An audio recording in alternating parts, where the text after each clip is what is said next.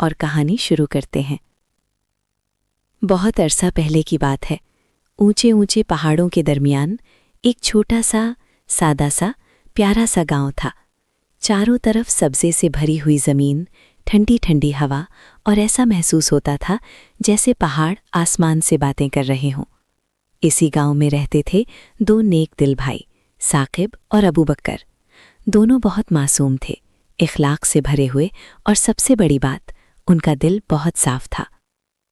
ان کے بابا ہمیشہ انہیں نصیحت کیا کرتے تھے، بیٹا، اگر کبھی کسی کو مصیبت میں دیکھو تو بنا دیر کیے اس کی مدد کرنا، کیونکہ اللہ رحم دل لوگوں سے بہت خوش ہوتا ہے۔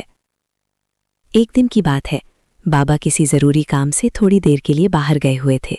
ثاقب اور ابو بکر گھر کے قریب ہی کھیل رہے تھے، ہنس رہے تھے، دوڑ رہے تھے۔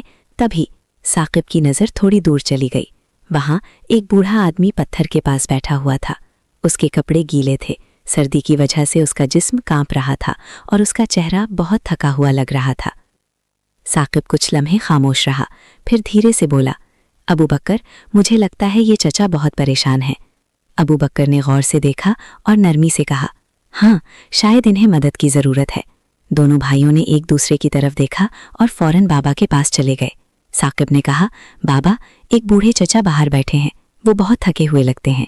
بابا نے پیار سے اس کے سر پر ہاتھ رکھا اور فرمایا، بیٹا، کسی کی مدد کرنا ہی اصل انسانیت ہے۔ جاؤ، جو کچھ بھی کر سکتے ہو اخلاص کے ساتھ کرو۔ پھر کیا تھا، ثاقب اور ابو بکر گھر سے کھانا لے آئے، ایک گرم کمبل لائے اور تھوڑی سوکھی لکڑی بھی۔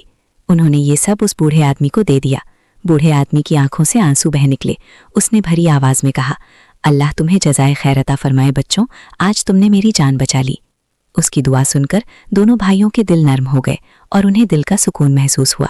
تھوڑی دیر بعد ثاقب اور ابو بکر پھر سے کھیلنے چلے گئے۔ وقت گزر گیا اور انہیں خبر ہی نہ ہوئی کہ شام ہو چکی ہے۔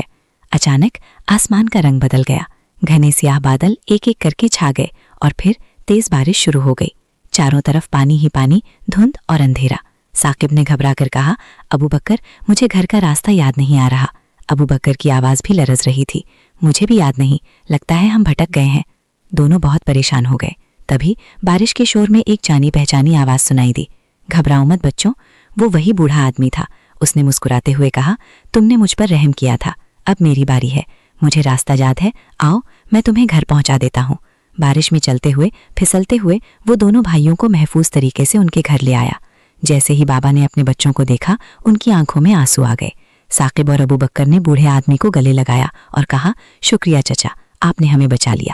بابا نے مسکراتے ہوئے فرمایا، بیٹا، یہی ہے رحم دلی کی طاقت، جو کسی پر رحم کرتا ہے اللہ تعالیٰ کسی نہ کسی ذریعے سے اس پر رحم ضرور کرتا ہے۔ بچوں، یاد رکھنا، رحم دلی کبھی ضائع نہیں جاتی، نیکی ہمیشہ نیکی بن کر لوٹ کر آتی ہے، اور اللہ تعالیٰ سب کچھ دیکھ رہا ہوتا ہے۔ اگر آپ کو یہ کہانی پسند آئی تو ویڈیو کو لائک کریں، اپنے دوستوں کے ساتھ شیئر کریں اور علم کڈز اسٹوڈیو کو سبسکرائب کرنا نہ بھولیں۔ اللہ آپ کو خوش رکھے۔